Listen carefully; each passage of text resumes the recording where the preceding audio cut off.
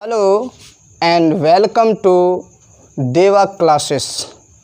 मैं यानी विष्णु सर, परबत्ता खगड़िया बिहार वाला।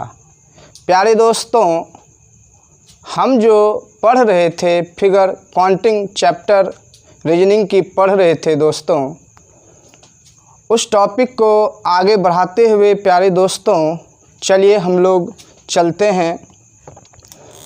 अभी की क्लास में जो प्यारे दोस्तों हम पढ़ेंगे, आगे का टाइप पढ़ेंगे, ट्रायंगल्स का ही पढ़ेंगे, ट्रायंगल्स के ही बारे में पढ़ेंगे, यानी त्रिभुज के ही बारे में पढ़ेंगे। लेकिन उसका जो आगे का टाइप होगा उनके बारे में हम लोग डिस्कस करते हैं। चलिए दोस्तों, जैसा कि हम लोग पीछे के क्लास में प्यारे दोस्तों पढ़े थे त्रिभुज के बारे में, और अभी की क्लास में प्यारे दोस्तों हम जो पढ़ेंगे नेक्स्ट टाइप पढ़ेंगे। उसमें देखिए प्यारे दोस्तों, एक इस तरह से आपको एक क्वाड्रिलेटरल्स रहेगा, यानी एक चतुर्भुज होगा, और उसमें इस तरह से हम डायगोनली मिलाएंगे, दोनों डायगोनल को एक दूसरे से हम मिलाते हैं इस तरह से प्यारे दोस्तों।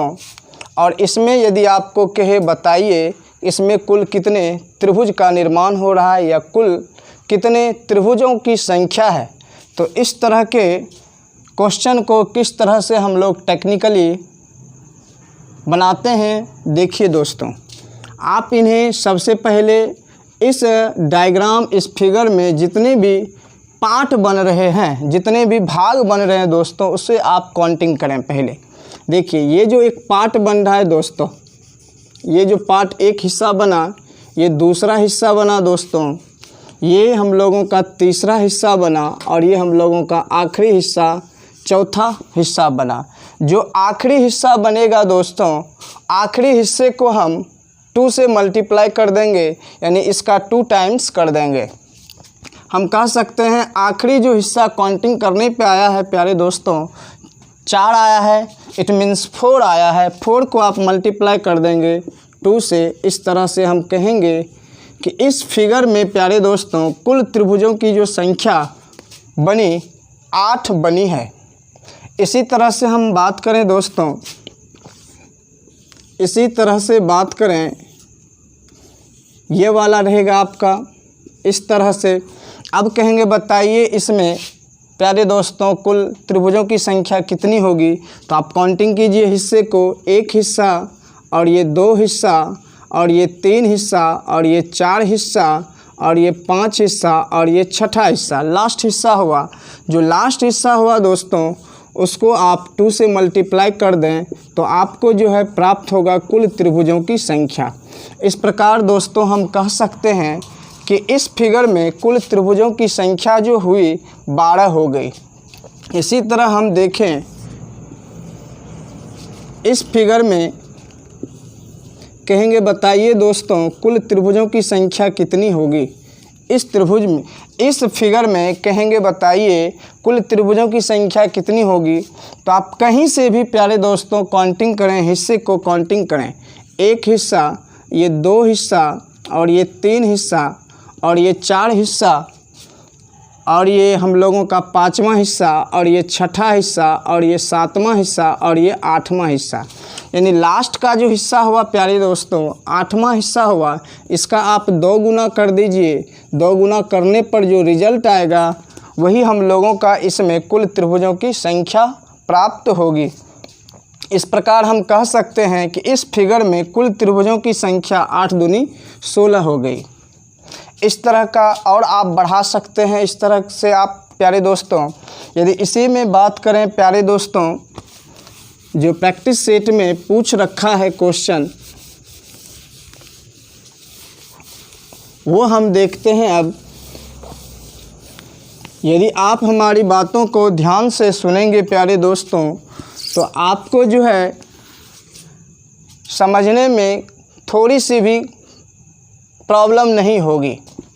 आप देखिए, फिर से देखिए दोस्तों, इस तरह से क्वेश्चन रहेगा दोस्तों।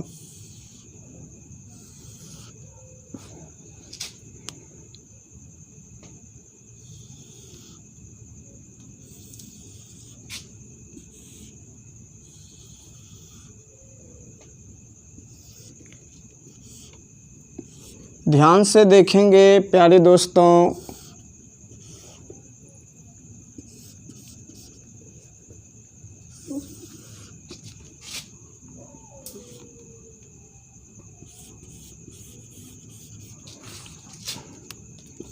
ध्यान से देखेंगे प्यारे दोस्तों। यदि अब हम बात करें प्यारे दोस्तों कि बताइए कि इसमें कुल त्रिभुजों की संख्या कितनी होगी, तो आराम से इसे हम बता सकते हैं दोस्तों। कहीं से भी पहले जो ये अंदर वाला हिस्सा देख रहे हैं, इंटरनली जो पार्ट देख रहे हैं, इंटरनली पार्ट को आप काउंटिंग कीजिए पहले। तो इस तरह से काउंटिंग करते हैं प्यारे दोस्तों। एक हिस्सा हो गया, दूसरा हिस्सा, और ये तीसरा हिस्सा, और ये चौथा हिस्सा, और ये पाँचवा हिस्सा, और ये छठा, सातवां, आठवां।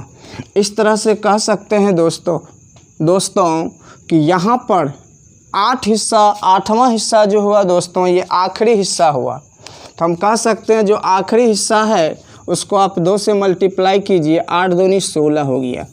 यानी इस फिगर में जो अंदर में है दोस्तों, इसमें 8वां हिस्सा आखिरी हिस्सा है, इसका 2 गुना किए तो 16 इससे त्रिभुज का निर्माण हुआ।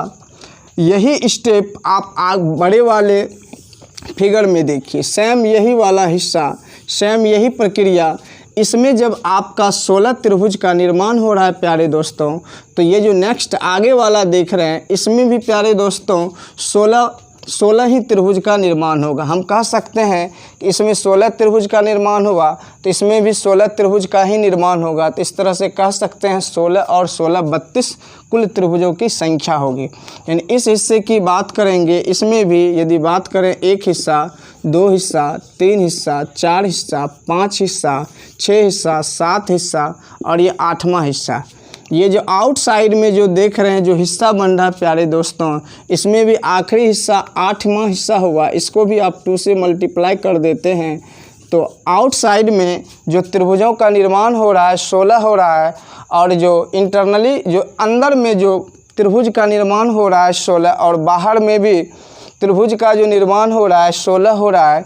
इस तरह हम कह सकते हैं प्यारे दोस्तों कुल त्रिभुजों की संख्या 32 यहाँ पर कंप्लीट हुई। कुल त्रिभुजों की जो संख्या हुई बाबू यहाँ पर 32 हो गई।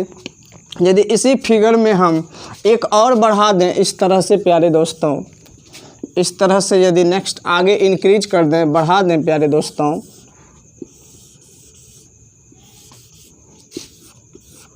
इस तरह से बढ़ा दिया जाए